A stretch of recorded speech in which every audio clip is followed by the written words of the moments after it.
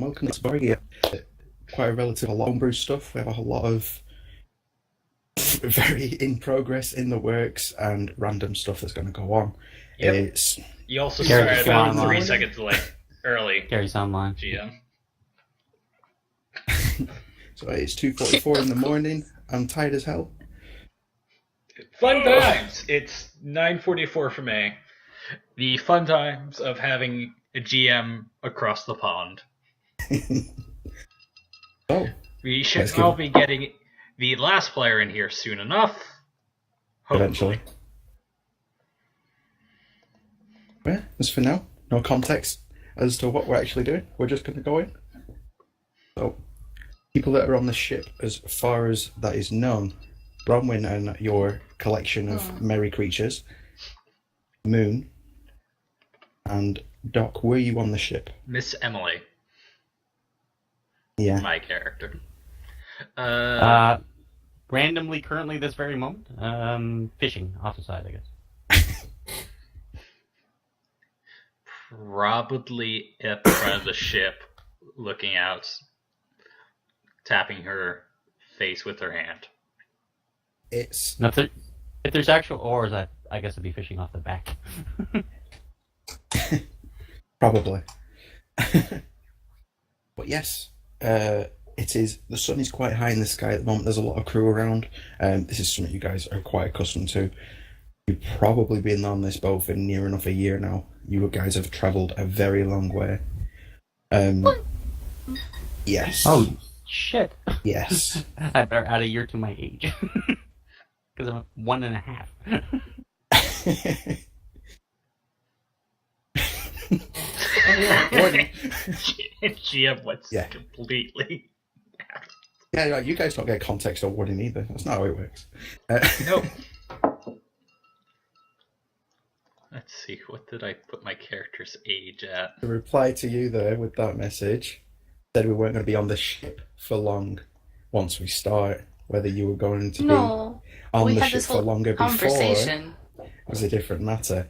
You've been on the ship for nearly a year. You have lost count. It feels like a year. This User joined your channel. Here he is. Hello, Gray! He's You're alive. 16 minutes late. And we're recording, so say hi to the internet.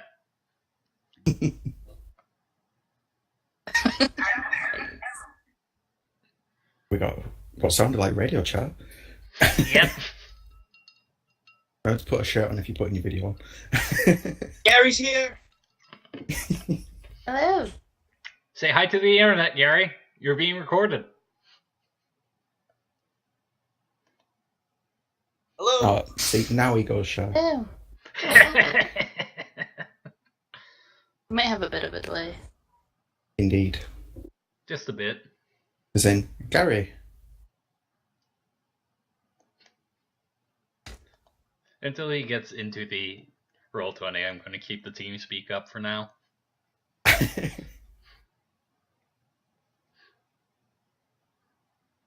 But yeah, just to carry on. Guys have been on the ship for feels like forever. And where is it gone? Yeah. Garius the Mighty is definitely on the User ship. in your channel timed out. And he's There gone. we go. Connection drop. So yeah, you've definitely been on the ship for a very long time. Garius the Mighty has probably been one of the more prominent characters that you've seen. Probably boasting about his strength more than anything. Definitely been helping with the stronger tasks on the ship, such as pulling the rigging in, mostly by himself, or maybe loosing sails, again, mostly by himself. He's that kind of very independent, but very boastful character.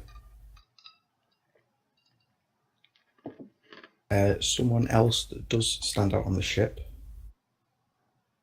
which Gary will probably be listening to as well. Come on, where are you?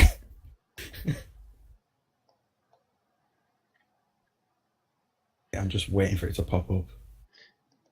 Waiting for character sheet, or... No, Gary. User was Quick moved move. to your channel. Hello, Gary. Hello again. Give him a minute. It's a lot of data to receive.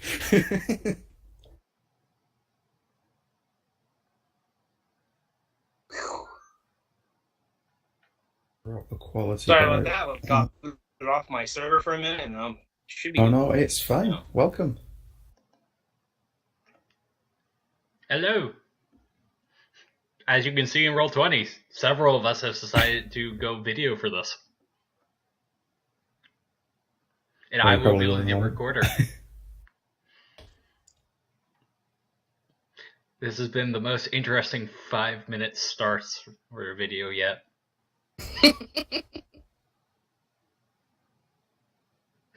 Anyway, back to the ship.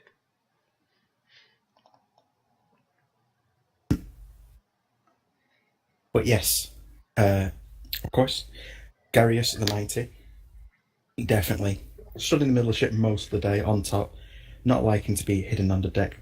Mainly, if I'm right, he's a little too big to be under the deck, actually. Let's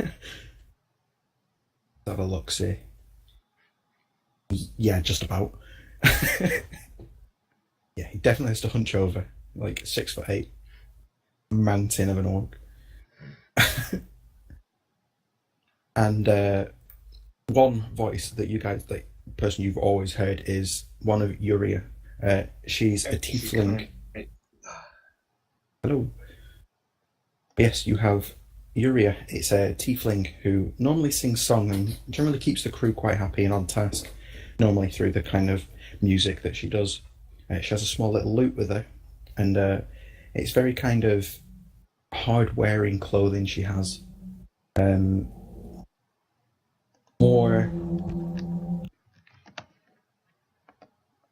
More for travelling. She definitely is used to getting through some tough scrapes. The internet got a close-up of her boobs there. Yeah, Yep. I know you'd love it.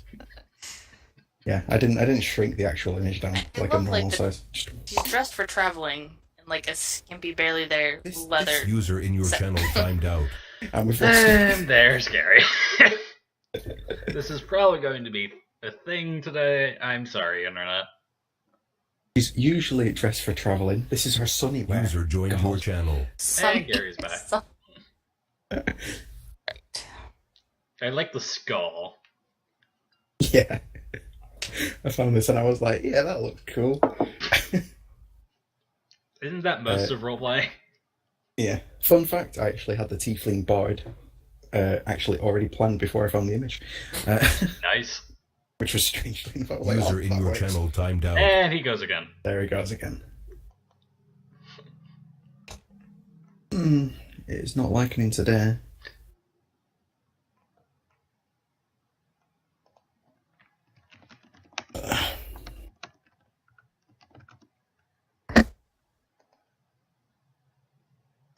There we go.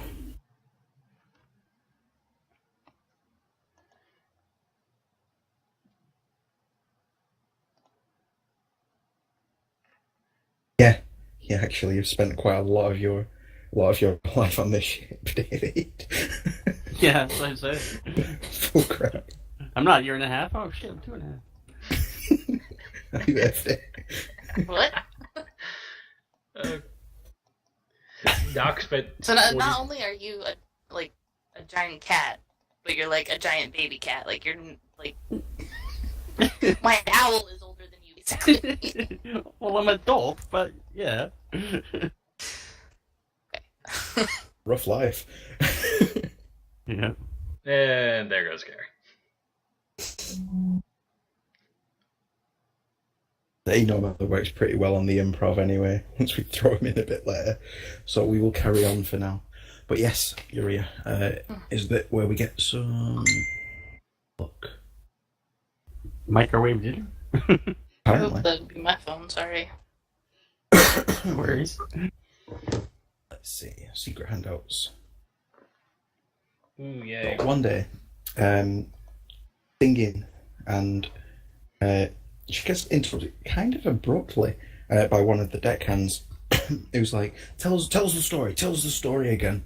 And a few of you kind of hear this like, what? Because you guys hadn't heard her tell any stories on the ship, so she must have been traveling with these guys for a very, very long time. Bear in mind, you guys, since coming onto this ship, have not seen land. I mean, at all, not once. It has travelled a very, very long way. Yes. Further than anything you guys would have known, or the people that you probably knew would have known. Do we know why we got on the ship? This is what I was going to explain. Okay. So, you guys kind of perk up and listen to this, and he says, which one again? Which one? I've told you guys quite a lot over the time. Like, he seems like quite a younger, nearly teenager kid, and he's like, oh, the city one, the lost city. You know, there's the one covered in light. He's like, User joined your channel. Hey. And Gary's back. All right, I think I got the problem fixed. I You apologize. sound better. Yeah, you sound way better. Yeah, everything was coming in all choppy. I'm like, what? I can't hear a thing. Also, I'm you playing now. Also, you might know what my character is referencing. I'll give you the name in the TeamSpeak chat. That is my character's name. it's a very weird fanfiction-y name. No, it's not. As me and Lance pointed out. It is not fanfiction-y. It's canon. It's not. But it is. It's The not. The developer said as much. But I'm fairly certain. It depends which I'm fairly timeline you're certain. following. Fairly certain if you go through the new ones for the sequel, they outright admit it. Still seems way too fanfiction. That's what we're meant to be doing. So yes, Gary, I placed you pretty much in the middle of the ship, basically just showing yourself off, doing all the heavy lifting jobs, because it seems like Oh, what yeah. you'd be doing. Yeah, Ah, thought this so. is just a piece of cake to me. Yeah, pretty much. You have the slightly Pick things up, I put things down. I pick things up, I put things down. You have the slightly flighty elf girl, or half elf or something. You don't particularly know with Emily. Wandering around at times.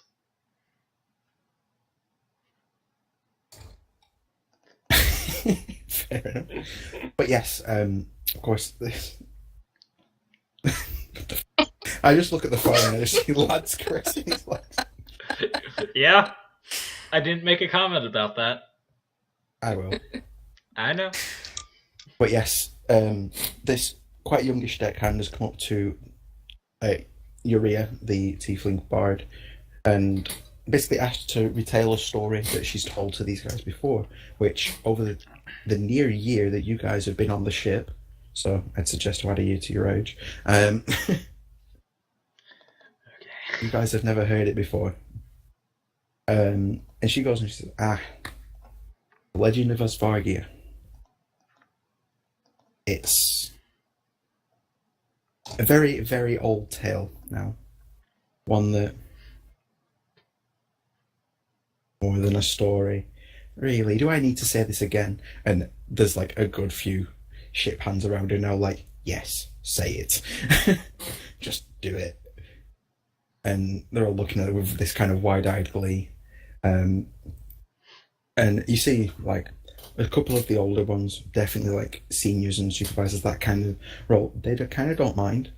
Kind of like just watching on. Some of them are even like intently listening themselves, seemingly nearly as wide-eyed as what the rest are.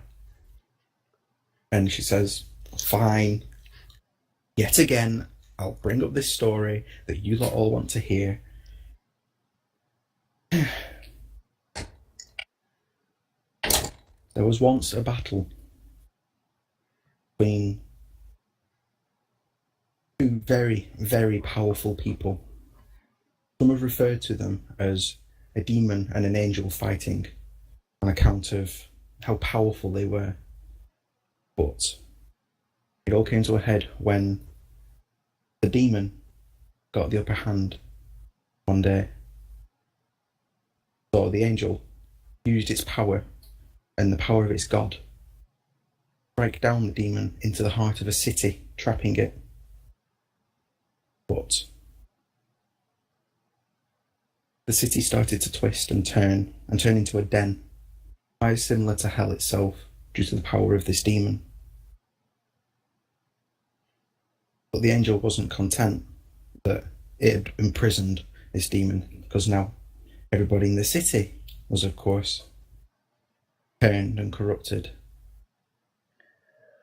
But it created an army of warlike golems, blessed with its power, stand watch over the city, to stand over its streets, stand watch over any evil that may try and enter it or breach itself.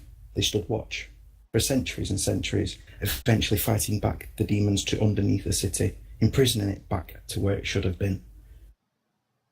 And the city became known as Swarvik. It's a place very, very far away. I love these two faces at this far end because they've been to the city before. in a different time. Thing is, the demons started to seep through the ground, started to seep into the golems themselves, started to turn them. So the gods lifted the entire city, banished it away from where it initially was.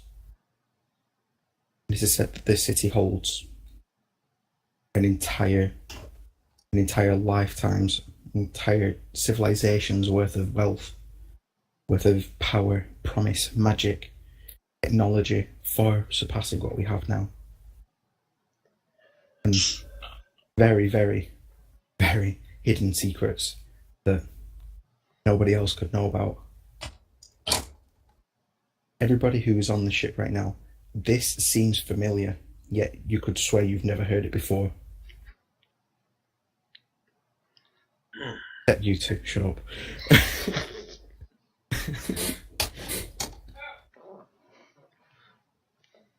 The point where it's near enough like you knew the next line of the story before she said it. It's kind of like you got to the end and you're like, yeah, that sounds right. And then can everybody on the ship roll me a wisdom, please? Just straight wisdom. Do it as a save, why not?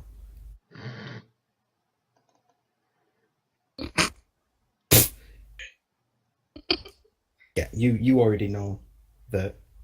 Ronan's like, I don't talk to anybody, but I know all the things. That's the thing with you. It kind of clicks as, wait, is this why I know of this place? Because you've heard of this, you've like dreamt of this place with the kind of background that you have. Same with Garius, and Garius and Moon, Emily. Sorry, you both were like, yeah, I'm heading there, aren't I? Am I? I have another reason for why I'm heading here. Yes. It's kind of like it does. And kind I'm of click for showing you as well. off for the internet what my patron is now. Inferno. You definitely know, but you're not technically there right now. For a good reason. Doc, you at the moment seem to be following someone, but not knowing why you're following. But you got the feeling that this group might be heading there as well. And what few people are kind of there, kind of look to each other like, have we all got the same feeling right now of what? And it's kind of that kind of like, you know, when you meet someone, you say very few words, but you kind of like instantly connect. Like, wait, there's a reason why I should like you. I don't quite know it yet. It's that kind of instant feeling of maybe a party kind of forms, as in you're going to try and help each other with this goal, despite your end goals, maybe. And this tale goes on for near enough an hour, and that's enough of it. That's enough of it. Go on, get back to work. And the the sun is like directly overhead now. There's still quite a lot of the day left. Is there anything specifically anyone wants to bring? Crate hauling. Ah, Yes, as far as I'm aware, Doc, Emily, Bronwyn / Echo / Stray, and Garius are on the ship, and you definitely know each other, maybe by name. As far as I'm aware, you guys were introducing yourselves before. I'm not sure if you wanted that to carry over in character or not. You guys don't want anything to happen right now. We can just skip ahead a little bit. My character would be humming a tune. I'm sure everybody will know Bronwyn's name and Scree's name because she yells at him frequently, but you may not know Echo because she doesn't really do anything but growl at people when they get too close, so.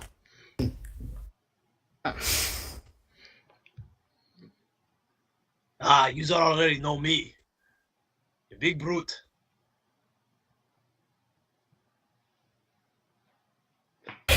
Yes, yes. I am Emily. Emily Atano. What race? Half elf in this case.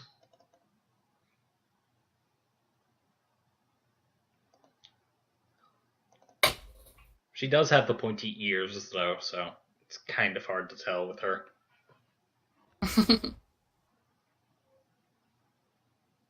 Clear the path, woman. You're in my way. Drops into the crate. Rolls a d2. Let's see if you drop it and it breaks. You said you were dropping it, not putting it down, just for fun of it. And roll a d2. I have a D4. Can I make it smaller than that? You can do /R D2. Aha.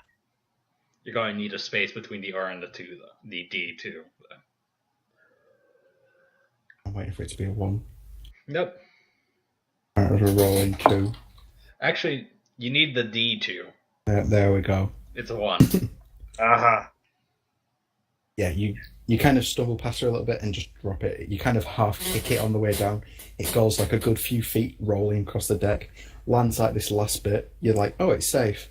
You kind of go up to pick it up. You realise the other side's just completely scattered across the deck. Oh, what a mess. You're gonna take this out of my coin. What you've noticed is it's just boxes of what look to you specifically like gems. The shinies do not touch these, do not belong to anybody. Says the ship. Suddenly you hear this near enough top of the lungs screaming off this. You know him to be one of the very top officers on the ship. Compared to the rest, he's actually wearing a uniform, and you just hear him barking. You can't understand it because you just hear barking, and suddenly you see like 3/4 of the people on the deck. Half of them run to the other end of the deck that you are on. The other like half run to basically start trying to move these gems in.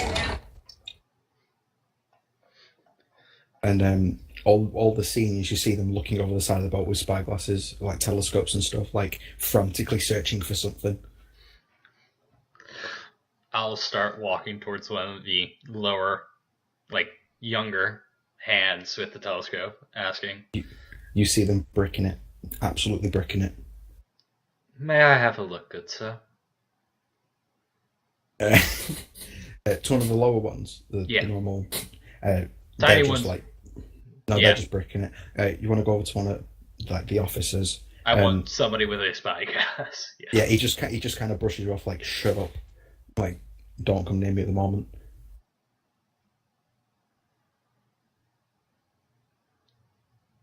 He hasn't turned around or anything. He's still looking.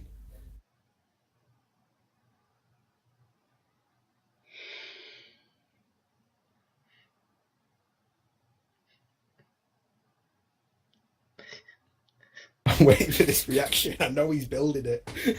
He's like, She's kind of doing a face palm, just going to wait right behind him. Till he actually realizes what the fuck he just said to me. She's used to it. But it's like, Roll a perception, please. okay. All of You- us? No, not you. No, just the person using the spyglass. Ah.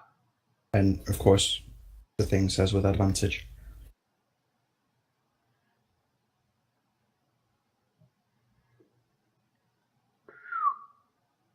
Nice. Is that just a normal one? Or there we go. Yes. As you basically hop on near where the wheel is, near the upper portion of the deck, you're kind of just looking over between your kind of part of a fish. You're looking over. you lift this gem up. It's quite a decent size. It's more oval shaped, similar to a teardrop more than an actual oval. It's very sky blue colour. Lifted up, you're kind of like starting to see. You look out and you're seeing two ships. Very, very clearly you're seeing two ships. They are very far away at the moment, but you can see they're directly heading on a course towards you and your ship. And can't turn around like to see if any of the officers down this side have noticed. No, they can't seem to see it yet. I just point and yell, "Ships ahoy!" And everybody's like starts looking at the side. They don't see anything. You carry on looking to try. I keep pointing. Yeah, to try and direct them. What you notice is it looks like somebody's picked up the gem on the other side and is looking straight at you, and then it goes instantly. Explain that? What? It looks like someone picks up the gem on the other side Okay. and looks through it back at you. Okay.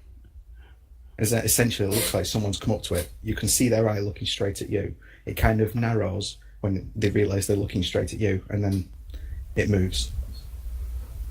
And then, like, So I just kind of see a hand come up to hold it, and then like a face come up to it, kind of thing. you basically just see the face. Oh, okay. I would go up to. I look a little startled. I would go up to Doc at this point. It's like, can I take a look? No. In my pocket. Obviously slightly shaken. Yeah. And it's just like, what the hell? After a few minutes, you kind of like say, they're definitely there, and these officers kind of keep watching for it. These officers kind of half expecting you to be right and knowing something's coming, so eventually they see it, like it is like at the very extent of their view range, like their little specks. What you were seeing was like you could see quite a sizable ship, like a fairly good picture. A few miles away. Nice. Yeah. Go on, roll as a perception. Well, you want another roll? No, Gary. Oh. Very nice. Yeah, you're just seeing these little black specks. And maybe like 20 minutes pass of like everybody kind of bricking it. You see all the deckhands are running up and down the ship. They're getting lots of stuff ready. Like, do we notice like what they're getting ready? Are they? It's more like they're securing lines. They're moving boxes under deck. Something you've noticed is there's very few of them that have weapons. It's basically only the officers that have weapons, and that's basically limited to like a saber and like a pistol. Very, very crude and more kind of like a big loud flash and a bang, and that's about it. That's all that's effective about them. Yeah. That's basically like 7 people, so 6 officers, first hand, and the captain. That's basically it that's armed, apart from everybody on the ship. And we thought that was a good idea. Why? Because it's a really long haul, really safe route. You guys like came on this ship for a reason. Like maybe you've lost some crew on the way. Maybe there was a contingent of Marines on here that are not here at the moment. But at the moment, though, you guys are very unfortunate that you don't have any kind of armed soldiers properly. The extent of the protection of this ship is the people stood on it. The 8 of us plus the 8 officers plus us. 4. The officers seem to be obviously be getting prepared for a fight, though, as best they can. can see a lot of the officers are very, very, very shaken. All right. Like, they did not expect anything. They did not expect to see another ship this far out at all. And there's like Okay. 2 of them, right? There's 2 ships that Doc knows about. GM, I would like to get a small fire going, like get a pod or something, get a little fire going. And I'm going to attempt to possibly shoot fire arrows, so I have a little fire going, so I can light them up. It's just as simple as basically one of the big oil lanterns. Sure. If you want. That's fine. That's fine. It's I the, just- like, I the just ones borrow that one. go on the masts. They're pretty damn massive. Oh, I'll go Also- up there then, I guess. Yeah. Essentially, like, they cover like it's a 2-mast ship back essentially, and there's basically a lantern on each mast that lights up the majority of the deck, and it's quite a decent sized ship from what you guys have seen. I'll be drawing my dagger at the moment. There's still like maybe a few hours out. Oh, yeah, hours. Okay. Oh, Yeah. well, So, but you can see everybody on the ship is just going nuts. I'll get prepared with my. Suddenly, there's this very loud, like, banging sound. You've only ever heard this sound twice, and you've never seen the captain on the ship. Like, he's never needed to come out of his cabin, and you hear this very loud. This is the first officer banging on the door. It's a very distinct sound. It sounds like someone trying to knock on metal, and then you're hearing glass on the other side, like glass bottles shake and rattle together. And everything seems to get really quiet. Like, a lot of the deckhands, a lot of the stuff's been moved by now. It's been like about 15 minutes, and they all kind of stop what they're doing, turn and look at this door. You can see they look very, very like, oh, okay. It's one of those situations. They've probably only seen him like maybe 3 times. When they hired him, when he's had to deal with something himself, and when they've left the ship for like a time, and that's probably the only times these guys are seen him. He's that kind of very old school, serious style captain. He's not needed. He doesn't need to be there. Okay. And the door opens, and you see this. He's quite a short, portly fellow. If anything, you'd say he's a dwarf. And first thing that people notice about him, he has a metal leg. Right, instead of a peg leg, it's like a full-on metal leg. It's very ornate, and it ends looking like an actual like boot. It looks just like his other boot, except made of metal. And he's walking out. It's a very distinct like every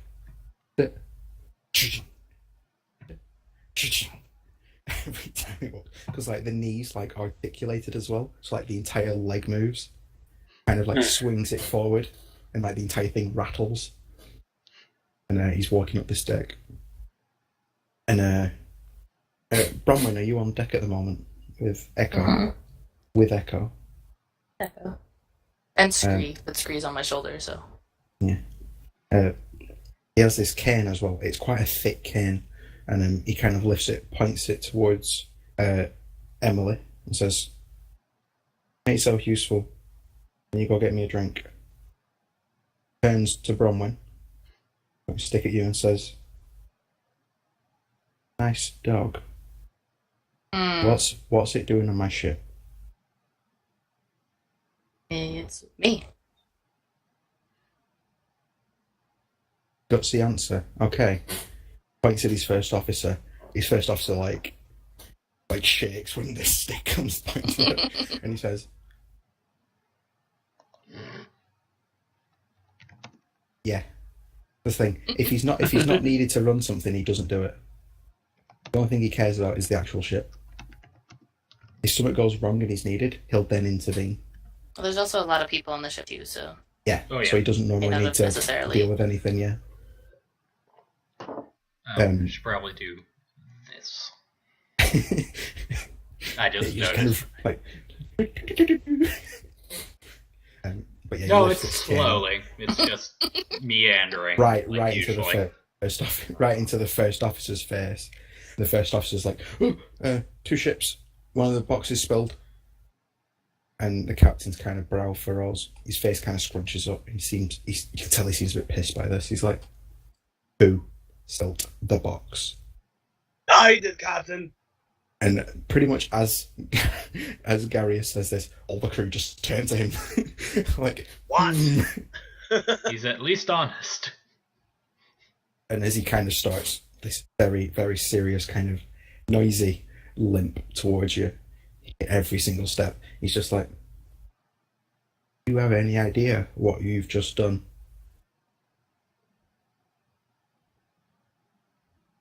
Do you have any idea No. what's in them crates?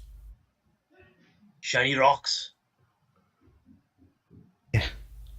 Those shiny rocks are ammunition. Those shiny rocks are hopefully not going to be shot at us in a few hours' time when those ships catch up to us. So I hope for your sake, use that axe of yours. Otherwise, I'll be throwing you off my ship first. From the kind of look at him, you know he's not one to bluff. He has a very stern face on as he's talking to me. Yes. He's like talking to my crotch. I'm assuming.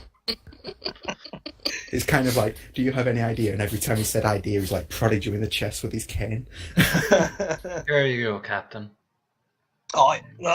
Captain, do not worry as I hoist my axe up onto my shoulders. Yeah, as you're doing that, he just kind of turns, graciously takes the, what you getting? Or what did you get him? Whatever was the best drink I could find in the small amount of time that I was out. So probably not the best.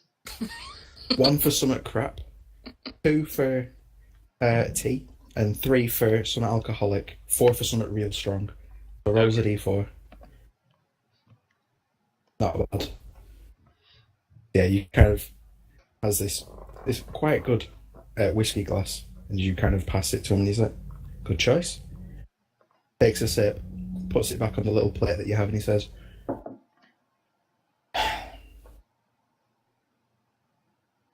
let's see if it works then. And you see a few of the deckhands around him are like, what? They kind of start saying to him, Captain, do you really think that's a good idea to try and get it working now on the ship? It's not the right... And he's like, what did I just say? That thing might just save your ass tonight. And he kind of starts going towards big deck hatch, and it just gets lifted for him, like everybody just opens it. And he starts walking down, he says, that lock compartment at the very far end of the ship, you want to know what's in it? Come now, as he kind of nods towards Emily, back towards Bronwyn. And he doesn't notice Doc, really. He just kind of thinks there's a cat on his ship. Sure, you asked about the dog, but the cat's okay. I see how it is. He's a cat person. Cats on a ship are kind of like a thingy. Not too bad. A dog on a ship? The cats eat rats. Oh. So It's does not. Echo. Emily will follow along as gracefully as she can. Yeah, as you guys are going through the bottom of this ship, you're going through. You see, there's a lot of hammocks and basically crew area underneath. There's a lot of people asleep still. Of course, you know this is like either the night crew or the cover deck, the cover hands. You can see there's a good few officers down here as well. Probably roughly the same amount as what's on deck at the moment, down in sleep. They've got like separate hammocks, little desks, some of them. And you're walking through. You get to this what seems like 2 very large rooms, and then a corridor down the middle with a locked door at the end. This door has what would be basically a portcullis over it, very like iron barred style. What seems to be nailed into the actual beams of the ship. Like, they do not want someone getting in that room. They don't want something getting out of that room. Yeah, you do. The side ones are basically just provisions and like extra cargo space. It's not a terribly wide corridor. Darius is probably just small enough, quote, small enough to fit. But he's definitely got the headroom. Here he has the headroom, which is really weird considering he had to like proper hunch over for most of the ship. Like someone who is 6 foot would be like just touching the roof.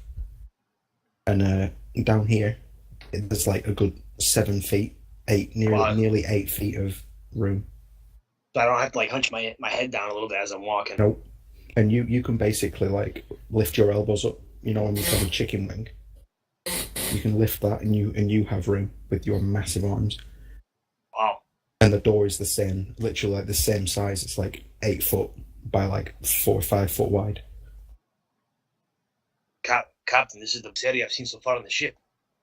What's behind this door? Not very old.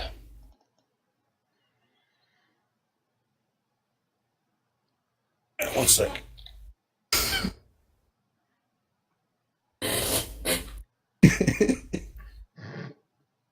Right. And the captain lifts his cane, turns the handle. It's a very ornate, it looks like an eagle, but in a very kind of swooped back kind of. It's on his cane, but if his cane was flat, it's looking over this edge like that. It's not perched right on top. It's very weird, but it's very distinctive. And you can see he grabs it, turns it, and then lifts. And then he pulls out what looks like a sword.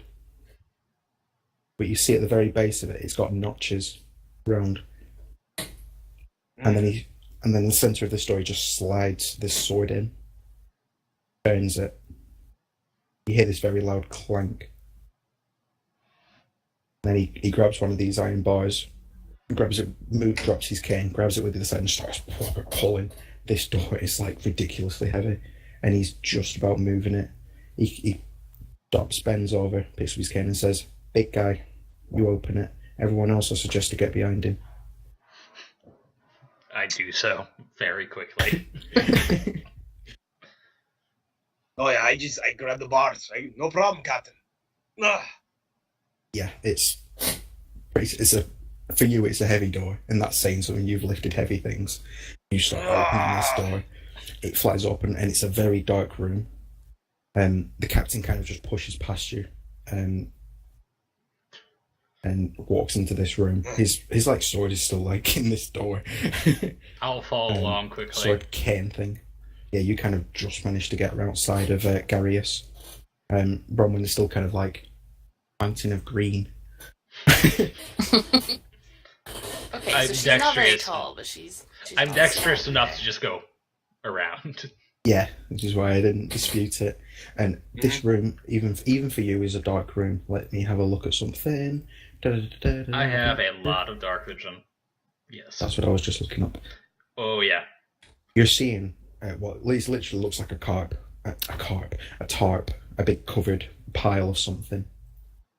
Yeah, not necessarily short at all. Not by average standards. I'm 5'8". Captain looks forward. And sees like very and ahhing. He's got that kind of air of he's really not sure about this himself, and he seems like quite a sure person. He only acts on what he knows. And as he says, you hear this very loud breath out. He's like, tell everyone. And then he grabs the bottom of this pipe and just flings it to the far end of this room, and then turns around, points at Garius and says, "Grab one of the lanterns." I take down a lantern. Yeah, you kind of just turn your hand and just hold it into the room, and it just lift it straight ahead of me. And you're seeing what looks like very large pile of wood and metal, molded and shaped very, very ornately, but very practically at the same time. And it looks very much like someone sat down and with their arms over their knees in a very relaxed position, looking down. Captain says, "This hopefully won't kill everything. It's very old and I acquired it. Was hoping after this trip I could retire. Maybe get it to work. Be nice to have a big hulking companion, do a bit of work around the house, etc. Quite old, as you can probably guess, and many as he bangs on his knee and it makes this proper loud ringing sound. Says, ain't too good. People that are interested in it can roll a perception. Oh yeah, I'm like staring at this A like, perception, pile. I'm like, an investigation. You can roll in an arcana if you want, etc. Pick one of the above. Perception's my best. I scared the crap out of myself. I was looking on one of my familiar sheet, and I was like, why do I have a -3? I, of course, am too busy paying attention to my hand to notice anything about the machine. You can tell me anything you want if my hand's doing something fun or anything. Or if I'm hearing whispers or anything. But I don't notice a damn thing about that machine. Yeah, everybody else is kind of looking at it. Bronwyn kind of like peers over around the mountain of green, kind of goes, that's a man. That's you've heard brief little stories of these. They sound very similar to To kind the of like story. the whispers of living metal and wood that were people. Because you've kind of like had to travel through these places to get to the ship. You've heard these these little.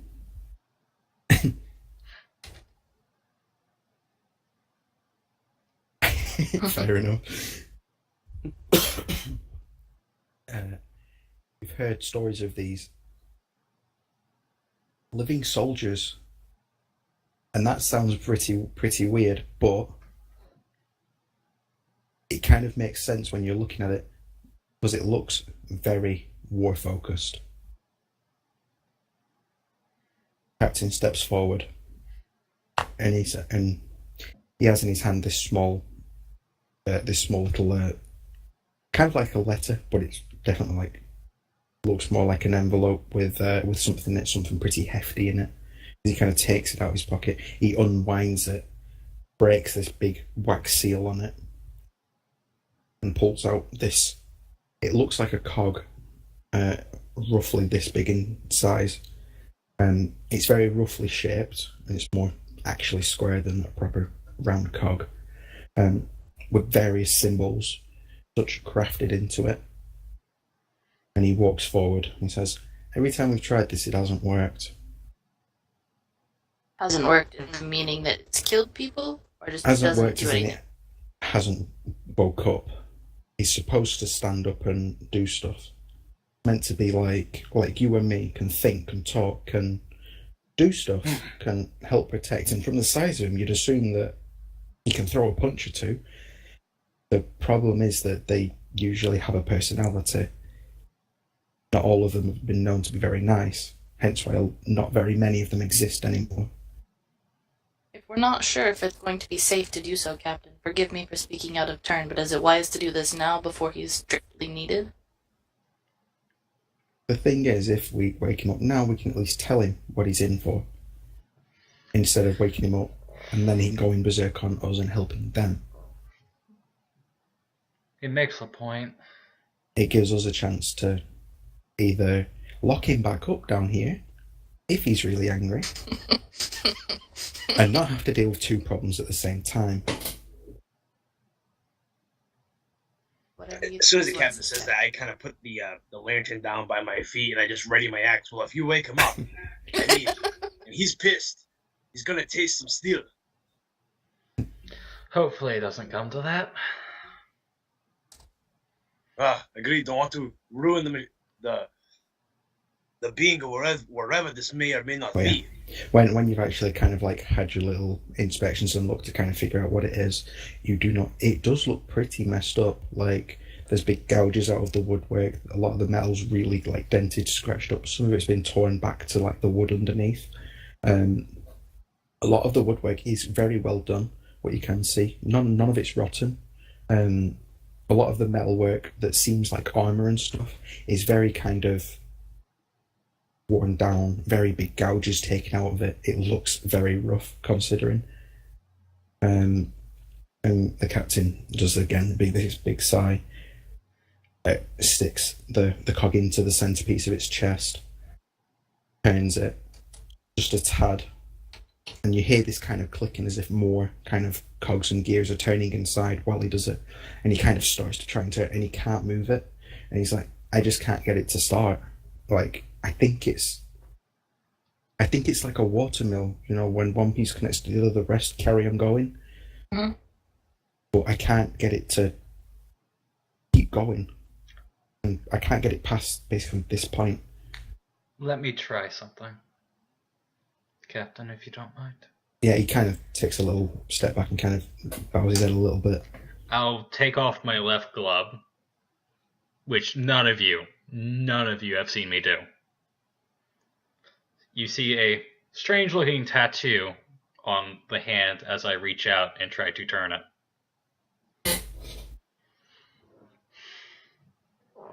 West right now, motherfucker. Let's see. I haven't looked up the tattoo, so I can't tell you offhand what it looks like.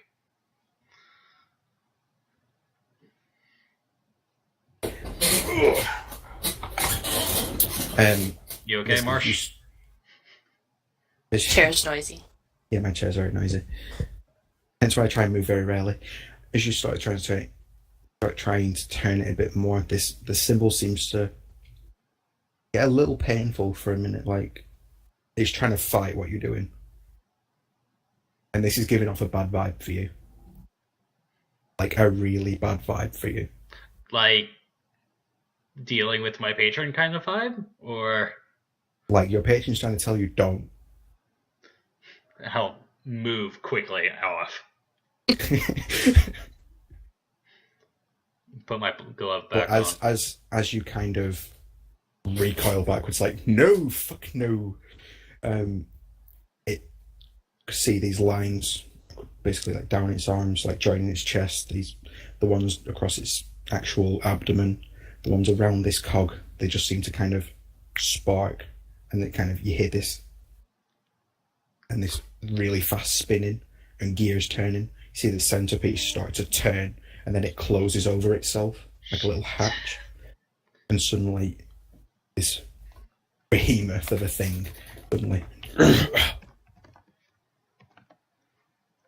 take it away, sunshine.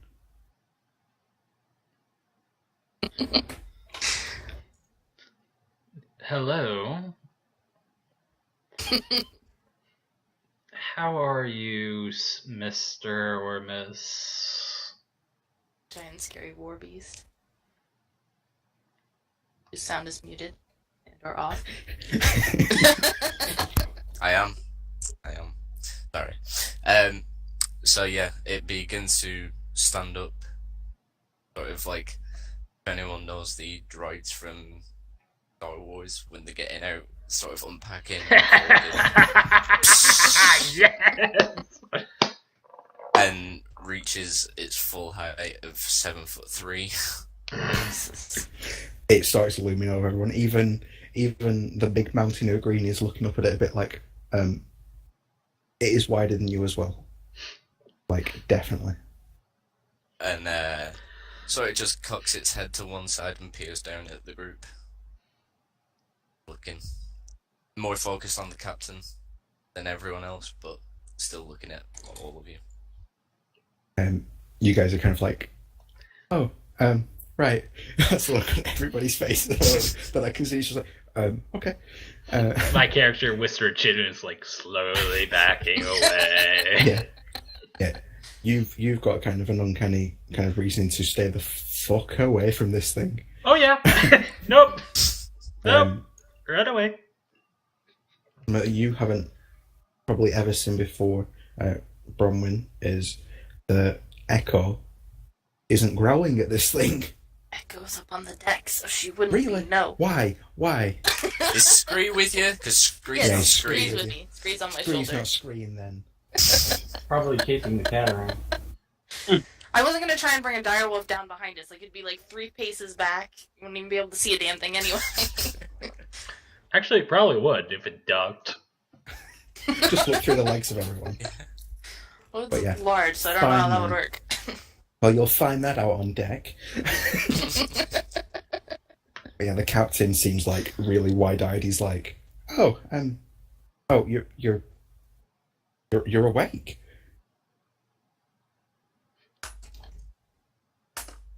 Continues to stare. Can you understand me?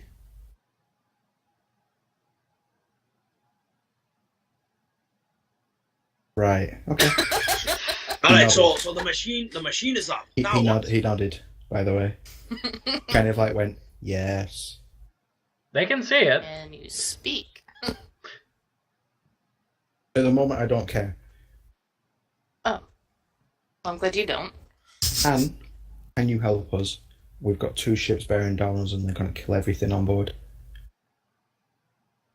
They are not nice people. If that makes it any better. It turns to look at Emily. Sort of hunkers down a little bit and slowly just prods her in the chest. Yeah. Stands back up again. Takes a look over the group. and She then did slowly flinch nods again. slightly. When you did Yeah. that. you. It's more kind of. It's not even a look of fear. It's more kind of a look of like, "Oh no, I'm gonna die right now. I'm gonna die right now." Yeah. I'm fairly certain my mark's burning too. A When little bit. that when Quite a that bit. happened, yes.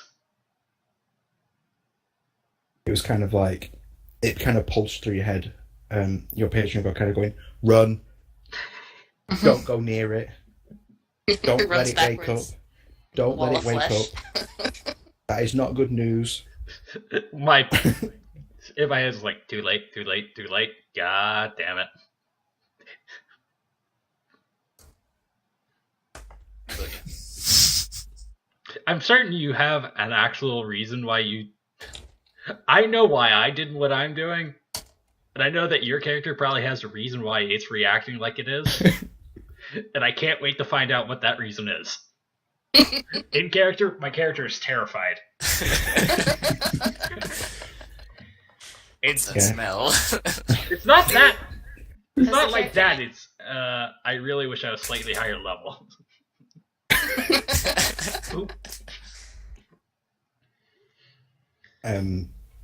But yeah, it's probably been like a good 15-ish minutes. It's not taking terribly long to do this. It's more kind of like everybody kind of looking at each other like, "Really, should we? Should I we?" think we have a choice. And then kind of like waiting as it kind of powered up, and everybody's kind of like, "Too late, too late, too late, too late." The captain is like, "So will you help us?" No. Right, excellent. How are we getting this? How are we getting him up on deck? Same way that we got him, down here. And he kind of points up. And what you can see is literally like the deck. Like a giant With the hatch. Crane or Yeah, we loaded him in here with a crane, and then rebuilt the deck over him. Built So- back over. If you guys don't mind, I've got some, and he starts kind of trying to push out the way, kind of like the very heavy limp out the way. Like, I've got stuff to do. I need to get him out of here. I'm just looking up and it's like, It's probably a good time for you to leave that room with the captain. I look at the captain. Do you want me to stay down here with him, or? No, we'll need you up there to help hoist him up. he kinda- and he Figures kinda you still slap- need the muscle. Kind of slaps you on the back on the way past. Mosquito bite. I'm on. and I get the hell out of there very quickly. Just a You're, blank you're, stare you're back. probably out of there before the captain. Actually. Slate wave gone. Yeah, since it woke up, this thing has had no expression on his face, like at all. It doesn't have expression. Uh,